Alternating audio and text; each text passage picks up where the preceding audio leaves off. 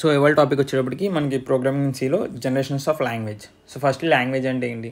So language అంటే it's a way of communication. So two persons కానీ like two persons communicate చేసుకోవాలంటే so మనకు ఒక లాంగ్వేజ్ కావాలి. సో అదేవిధంగా మనకి ఇక్కడ కంప్యూటర్ ప్రోగ్రామింగ్లో వచ్చేటప్పుడు ప్రోగ్రామింగ్ లాంగ్వేజెస్ అంటాం. సో మనం కంప్యూటర్కి వర్క్ చేయించుకోవడానికి యూజ్ చేసే లాంగ్వేజ్ని ప్రోగ్రామింగ్ లాంగ్వేజ్ అంటాం. సో సింప్లీ సో కంప్యూటర్ చేత మనం ఏదో వర్క్ చేయాలనుకున్నా చెప్పడానికి యూజ్ చేసే లాంగ్వేజ్ని ప్రోగ్రామింగ్ లాంగ్వేజ్ అంటాం. సో సింపుల్గా దాని డెఫినేషన్ ఏమని చెప్తారు, just it's set program language అంటే సెట్ ఆఫ్ ఇన్స్ట్రక్షన్స్ అంటారు. సో సెట్ ఆఫ్ ఇన్స్ట్రక్షన్స్తో మనం మిషన్తో కమ్యూనికేట్ చేసి సో మనకు కావాల్సిన వర్క్ని చేయించుకుంటాం. సో ఫస్ట్లీ ఇక్కడ జనరేషన్ ప్రోగ్రామింగ్ లాంగ్వేజ్ డెఫినేషన్ చూద్దాం. So what is a programming language?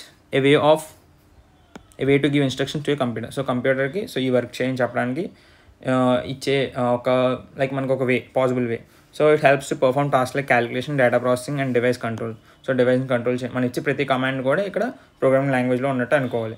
So దానివల్ల ఏమవుతుందంటే మనం ఈజీగా కమ్యూనికేట్ చేసి సో మనకి ఏదైనా క్యాలిక్యులేషన్ చేయాలన్నా, లేదంటే ఏదైనా డేటాని ప్రాసెస్ చేయాలన్నా, సో ఏదైనా డివైస్ని యాక్సెస్ చేసుకోవాలన్నా కూడా సో ఈజీ అయిపోయింది ప్రోగ్రామింగ్ లాంగ్వేజ్ వల్ల. Acts as communication bridge between humans and computers. So humans and computers మధ్య ఒక కమ్యూనికేషన్ని ఏర్పడడానికి ప్రోగ్రామింగ్ లాంగ్వేజ్ అనేది చాలా యూస్ఫుల్ అయింది. సో ఫస్ట్లో వచ్చేటప్పుడు generations of programming language. So అసలు దీంట్లో మనకి మెయిన్లీ 5 జనరేషన్స్ ఉన్నాయి. సో 5 జనరేషన్స్ ఉంటే దాంట్లో ఫస్ట్ వన్ వచ్చేటప్పటికి ఫస్ట్ జనరేషన్ లాంగ్వేజ్, దాన్ని మిషన్ లాంగ్వేజ్ అని కూడా అంటాం.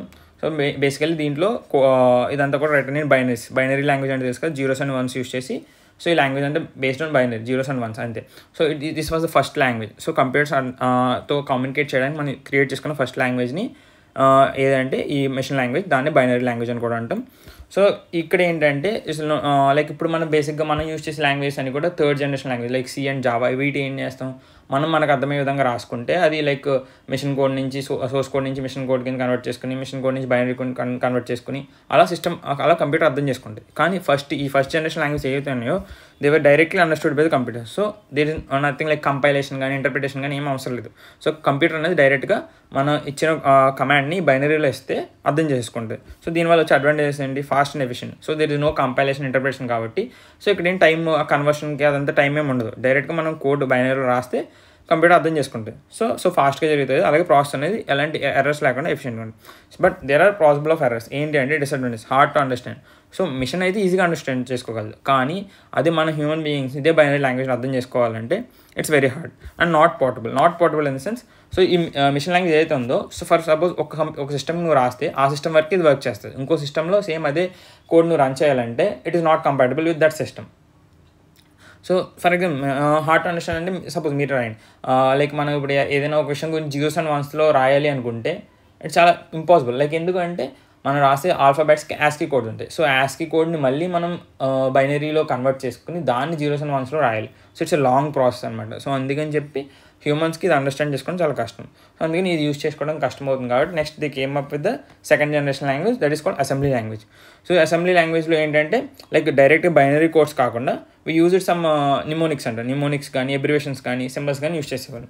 So they use symbols to represent machine instruction. So machine instruction ఇవ్వడానికి బైనరీ 0s and 1s కాకుండా మనం ఇలా యూజ్ చేసుకున్నాం. లైక్ మూవ్ అని, ప్రింట్ అని, లైక్ చిన్న short cuts. Request assembler to convert ఇంటే మిషన్ కోడ్. సో ఇందాక చెప్పాను కదా, సో ఫస్ట్ జనరేషన్ లాంగ్వేజ్లో ఏంటి, ఎలాంటి లైక్ అసెంబ్లర్స్ కానీ ఇంటర్ప్రిటర్స్ కానీ కంపైలర్స్ కానీ ఏం అవసరం లేదు. సో డైరెక్ట్ బైనరీ లాంగ్వేజ్ కాబట్టి సిస్టమ్ అర్థం చేసేసుకోగలదు. కానీ ఇక్కడ ఏంటంటే మనం ఇప్పుడు షార్ట్ కట్స్ కానీ, సింబల్స్ కానీ, అబ్రివేషన్స్ కానీ, నిమోనిక్స్ కానీ యూజ్ చేయడం వల్ల సో దాన్ని మళ్ళీ మిషన్ కోడ్ అంటే బైనరీ లాంగ్వేజ్ కన్వర్ట్ చేయడానికి so we need a assembler. So advantages వచ్చేటప్పటికి ఏంటంటే easier than binary. So binary కన్నా కొంచెం ఈజీ. నెక్స్ట్ హార్డ్వేర్ కంట్రోల్ అంటే లైక్ ఈజీగా మన కంపెనీ యాక్సెస్ చేసుకోవాలి. Not so much difference, but disadvantage still complex and not possible. So ఇంకా కూడా అప్పటికీ ఆ కమాండ్స్ని ఈజీగా మనం గుర్తుపెట్టుకోవాలంటే మినిమం బేసిక్ నాలెడ్జ్ లేని వాళ్ళు అయితే సో ఆ కమాండ్స్ని వాళ్ళు రిమెంబర్ చేసుకోవడం అనేది కష్టమవుతుంది. అలాగే నాట్ పాసిబుల్ అంటే in the same way. So only particular సిస్టమ్కి రాస్తే నువ్వు ఆ సిస్టమ్ మాత్రమే పనిచేస్తుంది. ఇంకో సిస్టంలో సేమ్ అదే నువ్వు రాస్తే ఆ కమాండ్స్ వర్క్ చేయవు. So this is about second generation. So ఈ డిసడ్వాంటేజ్ మళ్ళీ పోగొట్టడం కోసం నెక్స్ట్ వచ్చినవి third generation language. So third generation language are common known as high level language. So మనం మోస్ట్లీ ఎక్కువ యూస్ చేసి ఇవే. మనం యూస్ చేసే C, జావా, పైథాన్ ఇవన్నీ కూడా మనకి థర్డ్ జనరేషన్ లాంగ్వేజ్ అనమాట. సో దీంట్లో ఏంటంటే లైక్ ఇప్పుడు మీరు ఇందాక ప్రోగ్రామ్ రాయాలనుకో, లైక్ 2 numbers యాడ్ చేయాలి అంటే సమ్ ప్రింట్ A+B అని సింపుల్గా రాసేస్తారు మనం ఈ Cలో కానీ జావాలో కానీ పైథాన్లో కానీ లైక్ ప్రింట్ A+B ఎక్కడైనా ప్రింట్ A+B అని కానీ సో ఏని బీని యాడ్ చేసి మనకు అవుట్పుట్ అండి.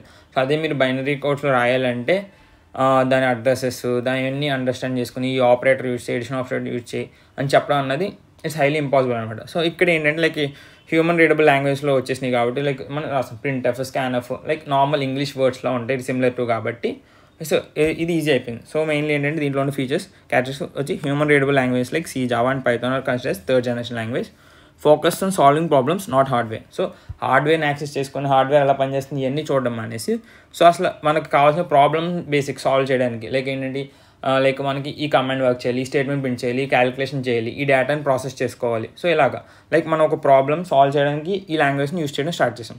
నెక్స్ట్ అడ్వాంటేజ్ వచ్చేటప్పటికి ఈజీ టు యూస్. సో మన ఈ కోడ్ రాయడం కానీ అవన్నీ కూడా కొంచెం ప్రాక్టీస్ ఉంటే ఈజీగా యూస్ చేసి అలాగే portable is main advantage.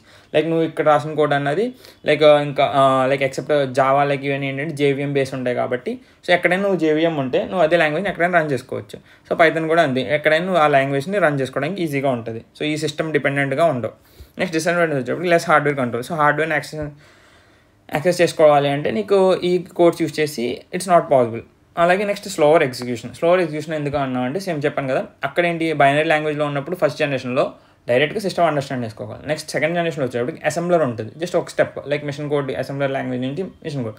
But ఇక్కడ థర్డ్ జనరేషన్ లాంగ్వేజ్ కాబట్టి మనకి 2 ప్రాసెస్ యాడ్ అవుతుంది కంపైలేషన్ అండ్ ఇంటర్ప్రిటేషన్ అని చెప్పి. సో దానివల్ల ఏమవుతుందంటే మనం రాసిన కోడ్ని సిస్టమ్ అన్నది లైక్ సోర్స్ కోడ్ని మిషన్ కోడ్ కింద కన్వర్ట్ చేసి మిషన్ కోడ్ని మళ్ళీ బైనరీ కోడ్ కింద కన్వర్ట్ చేసుకొని సో ఈ ప్రాసెస్ అంతా జరిగేటప్పటికి it takes a lot of time. So అందుకని చెప్పి ఎగ్జిక్యూషన్ అనేది స్లో అయిపోతుంది. నెక్స్ట్ వచ్చింది ఏంటంటే fourth generation language domain specific language. So domain specific language అంటే లైక్ మన SQL, MATLAB సో ఈ పర్టికులర్ సాఫ్ట్వేర్స్ అన్న టైప్లో లైక్ డేటాబేస్ మేనేజ్ చేయడానికి యూస్ చేసి SQL స్ట్రక్చర్ లాంగ్వేజ్ అలాగే మ్యాట్ప్లాట్లిబ్ ఇవన్నీ యూస్ చేయడానికి టాస్క్ స్పెసిఫిక్. సో ఈ టాస్క్ చేయడానికి అన్న టైప్లో యూస్ చేసే లాంగ్వేజ్ కాబట్టి అలా ఉపయోగపడుతుంది. సో MATLAB అనేది మనకి mathematical competitions mathematical calculation use చేయడానికి ఎక్కువ యూస్ చేస్తాం. SQL అంటే తెలిసిన కదా స్ట్రక్చర్ క్వైరీ లాంగ్వేజ్ అంటాం. సో డేటాబేస్ని యాక్సెస్ చేసుకోవడానికి లైక్ ఒక మన స్కూల్ డేటాబేస్ కానీ కాలేజ్ డేటాబేస్ తీసుకుంటే దాంట్లో స్టూడెంట్స్ డేటా అంతా ఉంటే సో ఆ డేటాలో నుంచి ఒక స్టూడెంట్ నేమ్ తీసుకోవాలి అంటే సో మాన్యువల్గా చేయాలంటే చాలా కష్టమైన టాస్క్. సో అందుకని చేస్తాం SQL ద్వారా SQL కమాండ్స్ యూస్ చేసి సో యాక్సెస్ చేసుకోగలం. సో ఇక్కడ ఏంటంటే దీనికి యాక్సెస్ వచ్చేటప్పుడు fourth generation task specific language like SQL and MATLAB use for database and scientific work. Advantage వచ్చేసి faster development and specialise. So ఒక పర్టికులర్ టాస్క్ చేయడానికి కాబట్టి so they are easy to understand and ఈజీగా మనం access చేసుకోగలం. Next disadvantage limited use చెప్పండి only particular task కాబట్టి limited use and fewer resources. So ఈ టైప్ ఆఫ్ లాంగ్వేజ్ అనేవి చాలా తక్కువ ఉన్నాయి కాబట్టి సో నాట్ సో యూస్ఫుల్ అన్నట్టు. Next fifth generation language. So fifth generation language like AI language. ఈ లాంగ్వేజ్ అనేవి కూడా ఎక్కువ AIని డెవలప్ చేయడానికి సో మిషన్ లెర్నింగ్ అండ్ AIలో AS కానీ లైక్ ఏంటంటే ఇక్కడ ప్రాబ్లమ్ సాల్వింగ్ ఆర్ లేదంటే ఒక ఫంక్షన్ చేయడానికి అన్నట్టు కాకుండా so they help machines help చేస్తాయి. లైక్ వాళ్ళు ఆ మిషన్స్ ఆటోమేటిక్గా రీజనింగ్ అండ్ లెర్నింగ్ ద్వారా ఒక ప్రాబ్లమ్ని వాటికి అవే సాల్వ్ చేసుకునే విధంగా ఈ మిషన్స్ ట్రైన్ చేయడానికి యూజ్ చేస్తాం ఈ language.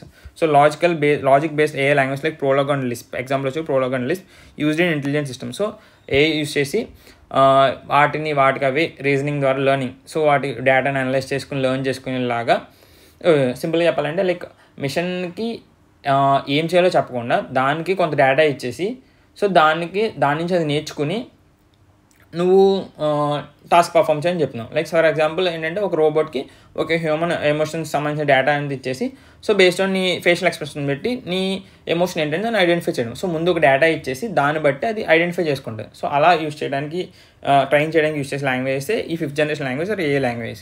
So advantage automate decision. So ఇక్కడ ఏంటంటే మనం ఇది ఎలా చేయాలని చెప్పాలి సార్ జస్ట్ సో దానికి సమ్ డేటా ఇచ్చేసి దానికి ఇచ్చేస్తాం ఎలా చేయాలి అన్నది అంతా కూడా. Next useful for AI artificial intelligence useful అవుతుంది. Disadvantage complex. సో మనం అర్థం చేసుకోవడానికి ఇట్స్ హైలీ కాంప్లెక్స్ లాంగ్వేజెస్ అన్నట్టు. Next less support. అన్ని సిస్టమ్స్లో అన్ని లాంగ్వేజ్కి సపోర్ట్ చేయదు. ఓన్లీ జస్ట్ ఆర్టిఫిషియల్ ఇంటెలిజెన్స్ వరకే మాత్రమే ఎక్కువ యూస్ఫుల్ అవుతాయి. So that's all about generations of languages. So ఏదైనా డౌట్ ఉంటే కింద కామెంట్ చేయండి, వీడియోని లైక్ చేసి అలాగే ఛానల్ సబ్స్క్రైబ్ చేయండి. Thank you.